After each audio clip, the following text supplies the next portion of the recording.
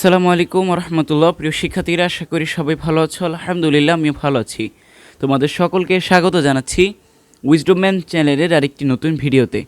আজকে আমরা পড়ব তোমাদের সপ্তম শ্রেণীর ইসলাম শিক্ষা বিষয়ের পৃষ্ঠা নাম্বার 15-তে যে সালাতের উপকারিতা রয়েছে সেইটার বিস্তারিত আলোচনা নিয়ে। তো গত ক্লাসে আমরা দেখেছিলাম সালাতের তাৎপর্য এবং সালাতের পরিচয় সম্পর্কে যে অংশটুকু রয়েছে সেটা আমরা গত ক্লাসে আলোচনা করেছি। আজকে সালাতের উপকারিতা নিয়ে আলোচনা করা শুরু করব। তো দেখো এখানে কি বলা হয়েছে। সালাতের উপকারিতা: মানুষের কল্যাণের জন্য ফরজ সালাতের বিধান দেওয়া হয়েছে। সালাত আদায়ের মাধ্যমে মানুষ বিভিন্ন উপকার পেতে পারে। কি কি উপকার পেতে পারে? প্রথমে রয়েছে শারীরিক উপকারিতা। সালাত এমন একটি ইবাদত যার মাধ্যমে শরীয় উপকারিতার পাশাপাশি শরীরচর্চার অধিকাংশই উপকারিতায় পাওয়া যায়। যথাযথভাবে সালাত আদায়ের মাধ্যমে ফুসফুস, মস্তিষ্ক, মেরুদণ্ড, মাংসপেশি, ঘাড় ইত্যাদি অঙ্গের রোগ প্রতিকার পাওয়া যায়। স্নায়ুবিক দুর্বলতা ও জোড়ায় ব্যথা সারানোর জন্য সালাত অধিক উপকারী বলে চিকিৎসকগণ অভিমত পোষণ করেন। একথা সত্য যে সালাতে সিজদার মাধ্যমে মস্তিষ্কতন্ত্রী, চোখ ও মাথার অন্যান্য অঙ্গে রক্ত প্রবাহ পরিমিত পর্যায়ে থাকে, ফলে চোখের কার্যকারিতা বৃদ্ধি পায় এবং মস্তিষ্ক প্রখর হয় বা তুখর হয়। প্রতিদিনের 5 ওয়াক্ত সালাত আমাদের শরীরকে সচল এবং কার্যকর রাখা নিশ্চিত করে, আলস্য বা কর্মবিমুখতা দূর করে। তবে সালাতের মূল উদ্দেশ্য মহান আল্লাহর প্রতি আত্মনিবেদন এবং তার সন্তুষ্টি অর্জন। তো এইখানে দেখো লাস্টের লাইনটার মাধ্যমে আমরা যেটা বুঝলাম, আমরা শুধুমাত্র এই যে শারীরিক যে উপকারিতা সেটার জন্য সালাত আদায় করব না। আমরা সালাত আদায় করব আমাদের যে আল্লাহর প্রতি আত্মনিবেদন এবং তার সন্তুষ্টি অর্জন করতে হবে সেইটার লক্ষ্যে। কারণ সালাতের মূল লক্ষ্য হলো আল্লাহর প্রতি আত্মনিবেদন এবং তার সন্তুষ্টি অর্জন। এই পর্যায়ে আমরা দেখব মানসিক উপকারিতা কি। বর্তমানে মানুষের অশান্তির মূল কারণ হলো মানসিক অস্থিরতা। এই অস্থিরতা দূর করার জন্য সারা বিশ্বে গবেষণা চলছে। স্বাস্থ্যবিজ্ঞানীরা মনে করেন যে মানসিক স্বাস্থ্য সুরক্ষার জন্য ধ্যান বা মেডিটেশন এর প্রতি সবচেয়ে বেশি গুরুত্ব রয়েছে। সালাত হলো এক প্রকার উন্নত মানের ধ্যান।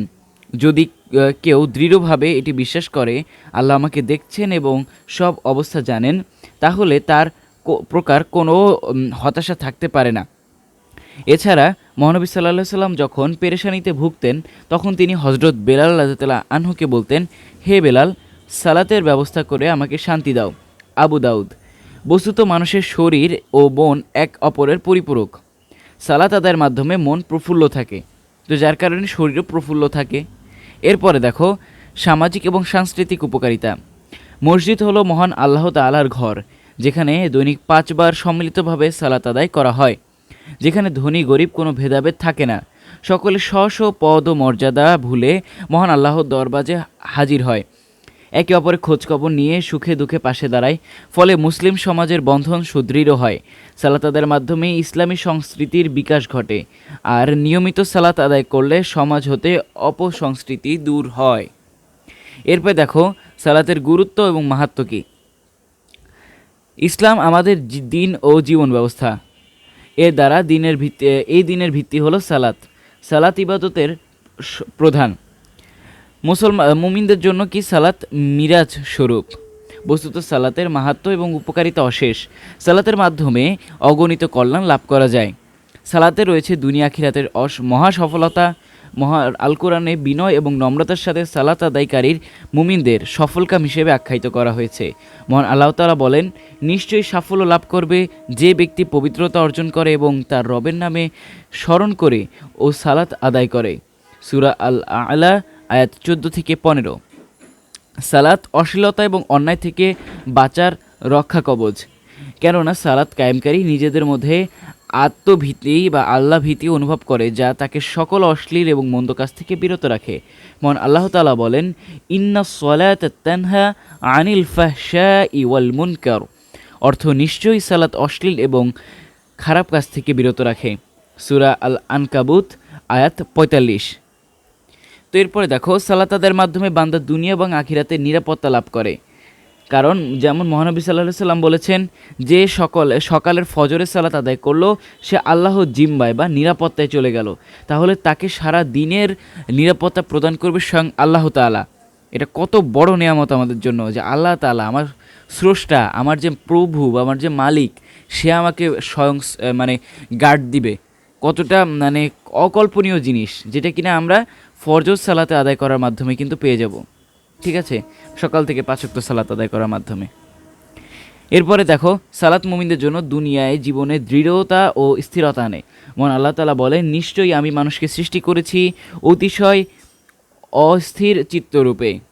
যখন কোনো মন্দ তাকে স্পর্শ করে তখন সে হাহুতাশ করে, আর যখন কল্যাণ স্পর্শ করে সে অতি কৃপণ হয়। তবে সালাত আদায়কারীগণ ব্যতীত, যারা সালাতে সদা প্রতিষ্ঠিত। সূরা আল মাআরিজ আয়াত 19-23।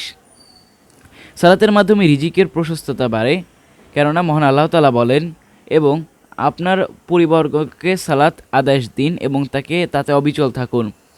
আমি আপনার নিকট কোনো রিজিক চাই না, আমি আপনাকে রিজিক প্রদান করি এবং শুভ পরিমাণ ও মুক্তাদিগের জন্য।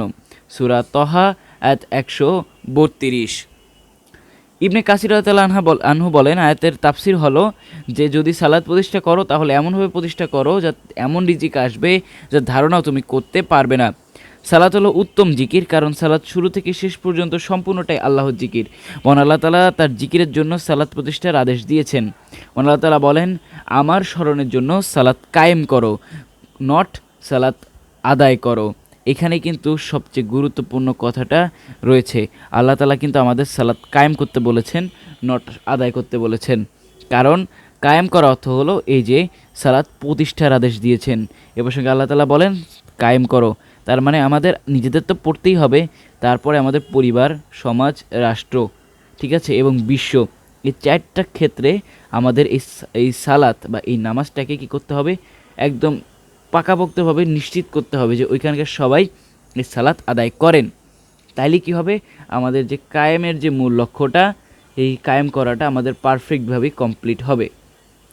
তো এইটাই কিন্তু সালাতের মূল কথা, যে তুমি সালাত নিজে পড়বা না, তুমি অন্যকে দাওয়াত দিবা যে সালাত পড়তে হবে। আল্লাহ তাআলা আমাদের এটা নির্দেশ দিয়েছেন।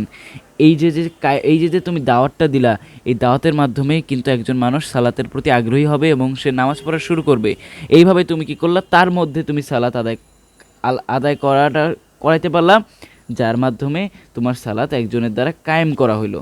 ঠিক আছে, এইটা হলো সালাত কায়েম করা। তো আশা করি বুঝতে পেরেছো। তো প্রিয় শিক্ষার্থীরা, আমরা দেখে নিলাম আমাদের যে সালাতের মাহাত্ম্য রয়েছে, এটা খুবই গুরুত্বপূর্ণ, মানে এতটা তাৎপর্যপূর্ণ একটা ইবাদত যে এইটার কোনো কুলকিরা নাই। মানে তুমি যেটাতে এত প্রতিকার পাবা, এত যে প্রতিদান পাবা, যার কিনা কোনো কুল কিনারা নাই। এখানে কিন্তু কয়েকটা মহত্বের কথা বলা হয়েছে, যার কারণে কিন্তু তোমরা রিজিক লাভ করবা। অনেক কিছু আছে, তো আমরা এটা পড়ে নিলাম।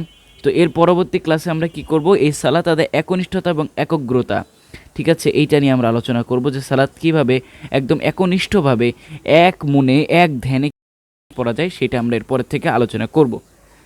তা আজকের ক্লাসটা এই পর্যন্তই, দেখা হবে এর পরবর্তী ক্লাসে। আল্লাহ তাআলা তোমাদের সবাইকে ভালো রাখুন, সুস্থ রাখুন। আল্লাহ হাফেজ। আসসালামু আলাইকুম ওয়া রাহমাতুল্লাহি ওয়া বারাকাতুহু।